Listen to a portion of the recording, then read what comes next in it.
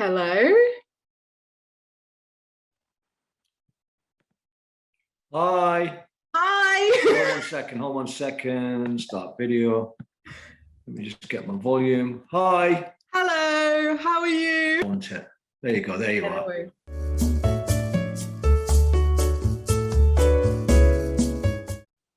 How do I pronounce your name? Kayla. Kayla. Yeah. I thought it was. I did like a long time ago in the 90s. I did a tour around South Korea with Toni and Guy. The Koreans were convinced that my name was Lick instead of Nick. So I said everywhere I went, they called me Lick, and then they'd even made these billboards. Like they paint in over there. They paint them. They don't do. They're not like big photographs. They paint you. It's really weird. And they had in big letters Lick with an L. I never had the heart to tell them that my name was Nick. Did you not? You know, I'm a bit older, so I started hairdressing in the 80s. Yeah. So I don't know what year you were born, Kelly. You were probably born in 89. 89, were you? Wow. So 89, I was discovering acid house and ecstasy and partying and all of that stuff. That was what I was doing when you were born. That was in fact, it was the year before it all started. It was kind of like the whole scene just exploded. Anyway, I'm waffling on. Tell me what you're doing and stuff, how this all came about. Do you know what?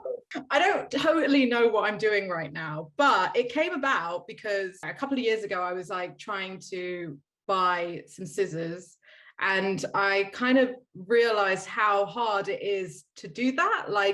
It's especially for scissors, because you can't try scissors. There's no reviews out there. I really wanted some solid advice outside of the salespeople and the big companies that are, saying buy my stuff. So I just started doing my research, and so I've learned loads about scissors now. And then I was like, it'd just be cool if I could somehow make this easier for other creatives as well. And then I just started exploring, thought about, I'll explore other tools outside of scissors as well.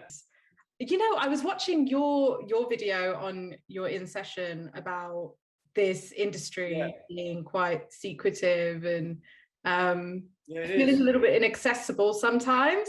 And I totally get that. I was like, oh my God, I get it. That's what I feel with my thing as well, is that I just want people to feel like, I know I wanted just normal hairdressers to tell me what is good, how they got somewhere as well, how they got into their career. Of course, absolutely. Yeah. And that's the beauty. I think there's so many sort of aspects to hair and the industry and the beauty industry.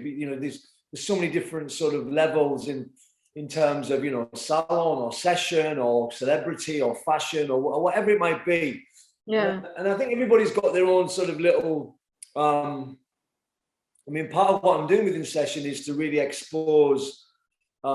Is for people to sort of say, look, this is what I do, this is my aesthetic, this is what I use to create some of that magic that you see on camera or in an ad campaign or whatever. And sometimes when I always grew up, I'm a very curious person. I always grew up as a young hairdresser thinking, how did they do that? What have they done to get that? And 9 times out of 10, when you see somebody do it, and even if it's a little trick that they use, you think, hold on, mate, it's so simple. Why didn't I think of that? Yeah. Do you know what I mean? Yeah, totally. And for my angle is more about the tools side of stuff. Yeah, of course. Sometimes I'm like, wow, what you used there is so simple. Maybe it was just some chopsticks, or it was a toothbrush that cost you a quid.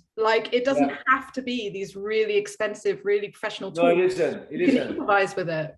Yeah.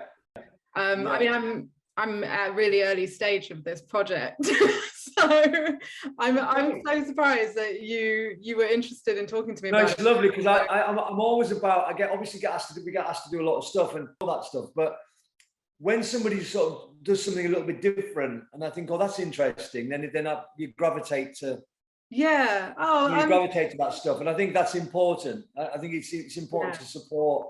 And you said something just before about, obviously, the next generation and sort of creating I've just done a quote for somebody this morning, and I think I have a moral responsibility as maybe somebody who's a bit older, but probably has got a profile and whatever, to be able to create a new narrative for the next generation of hairdressers, so that they grow old in a minute.